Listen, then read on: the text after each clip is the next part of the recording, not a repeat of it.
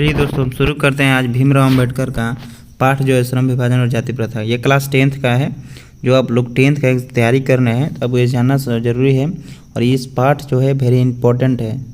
ये हर साल इससे क्वेश्चन आता है, ठीक है ना। तो हम इस पाठ को समझते हैं। सबसे पहले इसका हम क्वेश्चन आंसर आज याद करेंगे, रटेंगे नहीं, सिर्फ याद करेंगे। रटना दूर है, आज हम लोग इसको याद करेंगे, ठीक है दोस्तों। तो पहले इसके बारे में हम जानकारी लेते हैं। जो डॉक्टर भीमराव अम्बेडकर द्वारा रचित पाठ है ये श्रम विभाजन और जाति प्रथा। श्रम विभाजन जो काम के आधार पर विभाजन किया गया है, जाति प्रथा के आधार पर, दोनों को हम आज इस पाठ में देखेंगे। इसका लिखने का अर्थ यह है कि जाति प्रथा समाज में विभाग अत्यधिक है और श्रम के आधार पर विभाजन किया गया है, काम के आधार पर। चलिए हम तो शुरू करते हैं। क्लास 10th का ध्यान रखिएगा, गद्य खंड है, ठीक है ना। मैट्रिक परीक्षा बिहार बोर्ड के लिए है। तो बाबा साहेब भीमराव अम्बेडकर का जन्म 14 अप्रैल 1891, ठीक है ना। 14 अप्रैल ये ऑब्जेक्टिव बनेगा। उनका जन्म कब हुआ था? 14 अप्रैल 1891 में महू मध्य प्रदेश में हुआ था। मध्य प्रदेश का एक छोटा सा है महू जिला, जहाँ पर उनका जन्म हुआ था, ठीक है ना। एक दलित परिवार में हुआ था। तो क्वेश्चन बनेगा वो कौन से थे, मध्यम या दलित? दलित आंसर हुआ, ठीक है ना। तो एक दलित परिवार के थे। मानव मुक्ति के पुरोधा, ठीक है ना। ये क्वेश्चन मानव मुक्ति के पुरोधा को पूछ देगा। बाबा साहेब है, ठीक है ना। अपने समय में सबसे सुपठित जनों में से एक थे, मतलब सबसे अधिक पढ़ने वाले जन अलग में से अलग थे। प्राथमिक शिक्षा के बाद उन्होंने बड़ौदा नरेश, ठीक है ना, उस समय नरेश थे। जो 19वीं सदी का हम बात कर रहे हैं, उस समय नरेश थे, ठीक है ना। 19वीं सदी में वहाँ पर नरेश राजा थे, ठीक है ना। तो बड़ौदा नरेश के प्रोत्साहन से उच्चतर शिक्षा के लिए न्यूयॉर्क गए, ठीक है ना। न्यूयॉर्क जो कहाँ है? अमेरिका में, ठीक है ना। न्यूयॉर्क गए, फिर वहाँ से वो लंदन चले गए। तो लंदन कहाँ है? इंग्लैंड में। तो ये ध्यान रखिएगा कि किसके सहयोग से गए? प्रोत्साहन से। तो बड़ौदा नरेश के कहाँ गए? न्यूयॉर्क, अमेरिका में गए, ठीक है ना। उसके बाद लंदन गए, इंग्लैंड में। उन्होंने संस्कृत का धार्मिक प्रणाली, ठीक है ना, पूरा वैदिक वांग्मय अनुवाद के जरिए पढ़ा और ऐतिहासिक सामाजिक क्षेत्र में अनेक मौलिक स्थापनाएं प्रस्तुत की। सब मिलाकर इतिहास के मीमांसक, विधिवेता, अर्थशास्त्री, समाजशास्त्री, शिक्षाविद, धर्म दर्शन व्याख्यात बनकर उभरे। अब क्वेश्चन बन सकता है इनमें से ठीक है ना, किसके नाम से हम भीमराव अम्बेडकर को, देखिए पहले क्वेश्चन ऑब्जेक्टिव बना के देखते हैं। ऑब्जेक्टिव क्वेश्चन बन सकता है, ठीक है ना। इनमें से भीमराव अम्बेडकर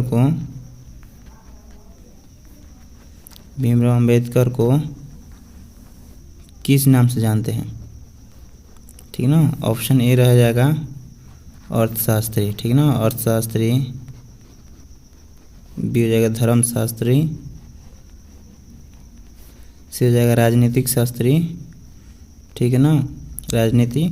डी हो जाएगा सभी। तो आंसर हो जाएगा दोस्तों सभी, ठीक है ना। इनमें सबसे नाम से भी जाना जाता है। ये ऑब्जेक्टिव आप ध्यान रखिएगा, ठीक है ना। उसके आगे हम देखते हैं, उसके आगे जो है क्या है। तो अब क्वेश्चन देखते हैं उसमें। जो सब्जेक्टिव क्वेश्चन है, सब्जेक्टिव, ठीक है ना। जो सब्जेक्टिव आप लोग के लिए बहुत इंपॉर्टेंट है। तो इसको हम लोग देखिए क्लास में हम लोग रटते हैं, ठीक है ना। रटना छोड़ दीजिए, रटना बहुत ख़राब चीज़ है। इसको हम याद करते हैं यहीं पर, ठीक है ना। ऐसा ट्रिक है जो आप याद कर लेंगे। हम लोग का दिमाग बहुत तेज है। तो चलिए याद करने का हम ट्राई करते हैं और देखते हैं कैसा क्वेश्चन दिया है इसमें। चलिए सर देखिए, ये रहा, हम तो पढ़ लिए पूरा, ठीक है ना। ये भीमराव अम्बेडकर का जन्म 14 अप्रैल 1891 को हुआ था। कहाँ पर हुआ था? महू के मध्य प्रदेश में। एक दलित परिवार के थे ये। उसके बाद है बाबा साहेब को पुरोधा कहा था, मुक्ति के पुरोधा, ये भी ध्यान रखना है। अब बड़ौदा के नरेश से कहाँ गए? न्यूयॉर्क, अमेरिका, और लंदन में गए जाकर, फिर वहाँ से वहाँ गए, ठीक है ना। उसके बाद कई नामों से विधिवेता, अर्थशास्त्री, समाजशास्त्री, शिक्षाविद, इस सब नामों से इनको जाना जाता है। तो ये ध्यान रखिएगा, ठीक है ना। चलिए हम क्वेश्चन पे आते हैं, ज़्यादा समय नहीं लेते हैं आपका। चलिए तो ये रहा आपका क्वेश्चन, ठीक है ना। ठीक है, श्रम विभाजन जाति प्रथा का सब्जेक्टिव क्वेश्चन। इसमें पहला है, लेखक किस विडंबना की बात करता है, ठीक है। चलिए रुको जूम कर लेते, इसको दिखा लेते हैं। देखिए लेखक किस विडंबना की बात करता है।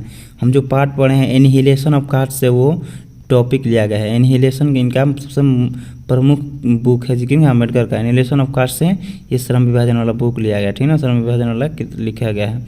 जो ललाई सिंह यादव, ये भी ललाई सिंह यादव अनुवादक है। क्वेश्चन देगा कौन सा अनुवादक है, तो ललाई सिंह यादव उसमें से लिखे हैं, ठीक है ना।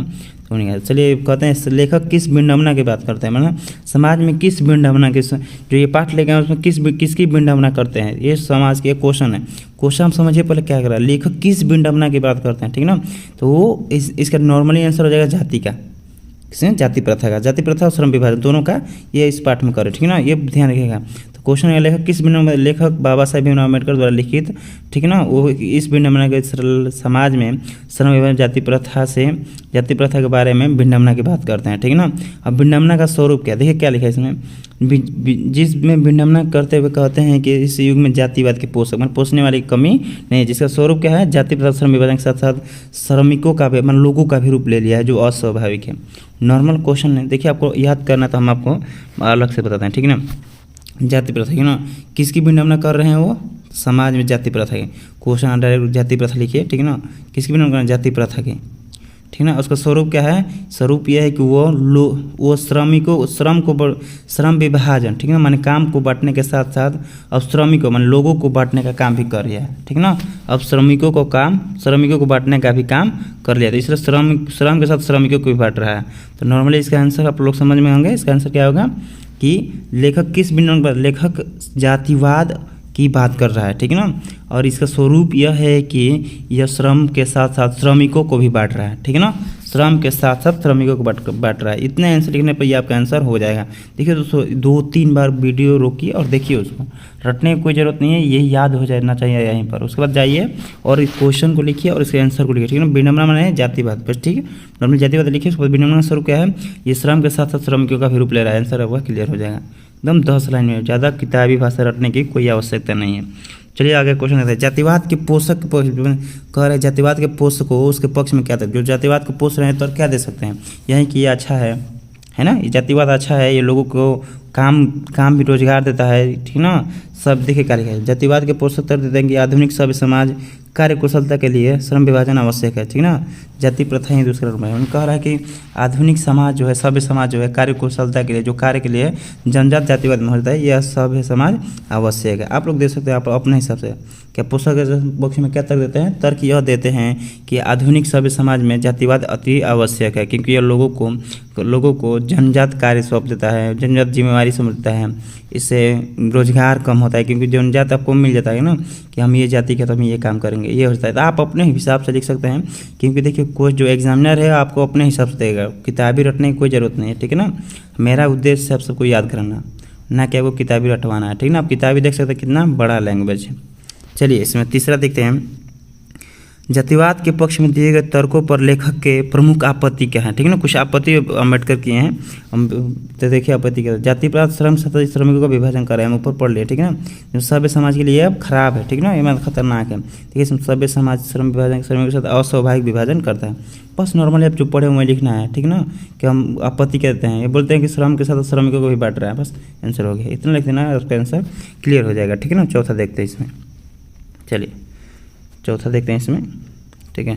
चलिए कह रहा जाति भारतीय समाज में श्रम विभाजन का स्वाभाविक रूप क्यों नहीं कही जा सकती है, ये अस्वाभाविक है, ठीक है ना, स्वाभाविक नहीं है, ये लोग के निर्धारण से हो रहा है, अपने से नहीं हो रहा है। जैसे ना भारतीय समाज जातिवाद के आधार पर श्रम विभाजन अस्वाभाविक है, क्योंकि जातिगत श्रम विभाजन श्रमिकों का अथवा रुचि, ठीक है ना, जो श्रमिकों का है वो रुचि अथवा दिल काम करने में नहीं लगता, ठीक है ना, और जबरदस्ती भी वो कार्य करते हैं, यही है बस, ठीक है ना। स्वाभाविक नहीं है, क्योंकि लोग जबरदस्ती कार्य कुशलता के लिए काम नहीं लगता है, फिर भी वो लोग काम करते हैं, ठीक है ना, इसलिए स्वाभाविक नहीं है। तो रटने की कोई जरूरत नहीं है, इसको समझिए, ठीक है ना। फिर उसके बाद इसको चलिए नेक्स्ट देते हैं, इसमें चौथा हो गया, अब इसमें हम पाँचवा देखते हैं।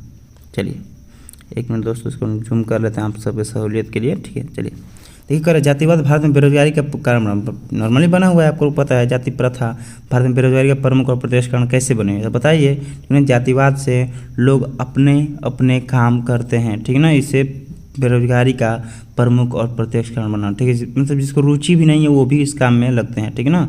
मान लीजिए कि आप जाति प्रथा करें, ठीक है, जाति बना रहे हैं, तो उससे क्या होगा कि अब रुचि ना होते हुए भी आप किसी काम, मतलब आप PhD किए हैं, आपको रुचि नहीं है, आप छोटे जाते हैं, आपको समाज में जाति प्रथा इतना अधिक है कि आपको नौकरी नहीं मिल सकता है, तो क्या करेंगे, बिना मतलब का आप कुछ भी काम करने शुरू कर देंगे, जिससे आपको मन न लगे फिर भी वो काम करते हैं। इसमें क्या लगेगा, क्योंकि समाज में श्रम विभाजन के आधार पर ही श्रमिक कार्य दिया जाता है, ठीक है ना, कि चाहे वो कुशल हो या नहीं हो, उस कार्य में व्यक्ति की रुचि या न हो, बचपन से ही उसे विशेष कार्य में बांध दिया जाता है, जिससे दिल और दिमाग काम नहीं करता है, ऐसे हालत में बेरोजगारी का बढ़ती जाएगी, ठीक है ना। आपको अपनी भाषा में इसको रटना नहीं है, ठीक ठीक है ना। आपको बताना है कि भारत में बेरोजगारी का प्रदूषण इसलिए बना हुआ है क्योंकि व्यक्ति का मन न लगने के कारण भी वो इस कार्य को करता है, ठीक ना। यह अस्वाभाविक है जिसे वो ज़बरदस्ती करता है, इसे इस कारण बना हुआ है, ठीक ना।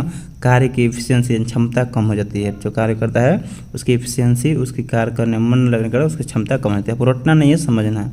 अब अगला क्वेश्चन, लेखक आज के उद्योगों में, आज के जो उद्योग है उसमें गरीबी और उत्पीड़न से बड़ी समस्या किसे मानते हैं? हम पढ़ रहे हैं कि जाति को मानते हैं, ठीक है ना, क्योंकि जातिवाद श्रम के साथ श्रमिक को बांट रहा है। दोस्तों रटना नहीं है, एकदम ईजी है, ठीक ना। क्वेश्चन लिखिए, लेखक आज के उद्योगों में गरीबी और उत्पीड़न से बड़ी समस्या जाति को मानते हैं। हो गया आंसर, खत्म।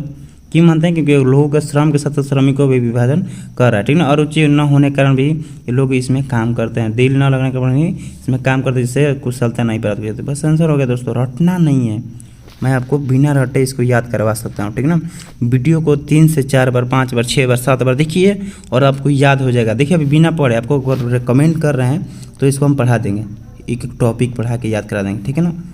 चलिए आगे देखते हैं। लेखक ने पाठ के किन प्रमुख पहलुओं से जाति प्रथा को हानिकारक प्रथा, ठीक ना, बताइए। लेखक ने कहा है, लेकिन अनेक कारणों से, ठीक है ना। पहले अस्वाभाविक श्रम विभाजन है और रुचि के साथ इसमें काम करता है, और प्रत्यक्ष का इसका बेरोजगारी बढ़ रहा है, गरीबी है, ये भी दिखाइए आपको, ठीक है ना।